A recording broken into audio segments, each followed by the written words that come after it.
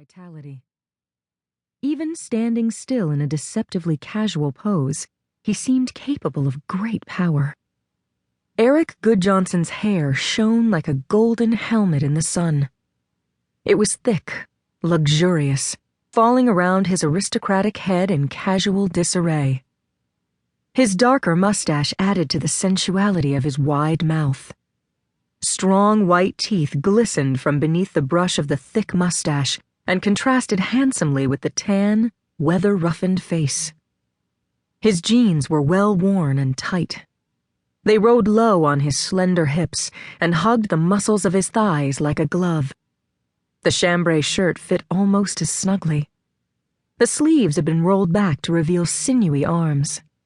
The blue fabric was stretched tightly over a broad chest that was matted with tawny hair. It was difficult not to stare at the deep V that his unbuttoned shirt revealed. His hands were long, with tapering fingers that denoted strength, and yet the sensitivity required to operate a complex videotape camera.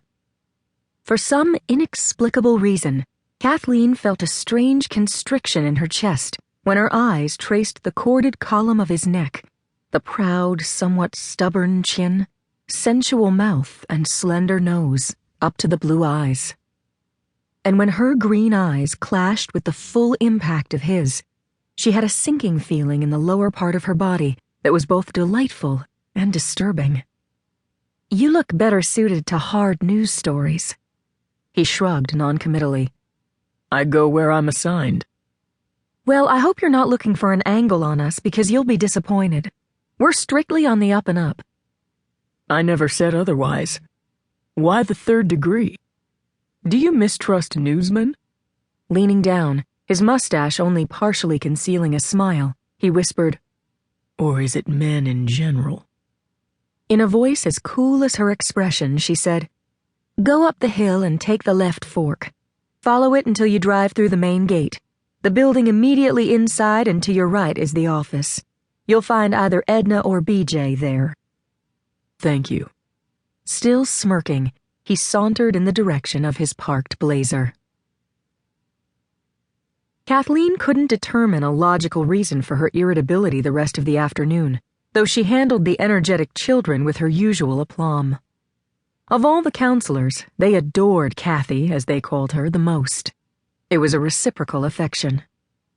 Today, for some reason, ever since meeting Erik Gudjonsson, she was irascible and anxious for the sun to move closer to the horizon. Then, at 5 o'clock, everyone would migrate toward cabins for a rest hour before dinner in the large, noisy dining hall. Now, as the children cavorted in the roped-off section of the Kings River that threaded its way through the Ozark Mountains of northwestern Arkansas, Kathleen basked in the sunshine as she sat on the shore. She was ever watchful of the campers, but for a few moments she could revel in relative peace while they were occupied with their own antics in the clear water. She sighed deeply and closed her eyes for a moment against the glare of the sunlight on the water. She loved this place. Each summer, it was as much a sabbatical for her as it was helpful to her friends, the Harrisons, for her to serve as a counselor at the camp. For 60 days, Kathleen Haley, fashion buyer for Mason's department store in Atlanta, ceased to exist. She retreated from the frantic pace she lived the other 10 months of the year and renewed herself with the mountain air, regular meals, early hours, and exhausting exercise. Yet despite the rigorous schedule, the camp work was restful for her mind as much as her body. Few career girls would give up their valuable time to serve as a camp counselor, but to Kathleen it was a labor of love. She knew firsthand the desperation of these children as they sought love and attention. If she could give back only a particle of the affection she had found here years ago, her time and efforts were more than worth it. "Hey, Kathy, Robbie is going past the rope." She opened her eyes to see a self-righteous tattler pointing an accusing finger at the boy breaking the stringent rule. "Robbie!" Kathleen called. When the offender's head broke the surface, she gave him a threatening stare. It was enough to make him dive back under the boundary and poke up to a standing position in the shoulder-high water. To show him she meant business, she warned, "Once more outside the rope, and you're..."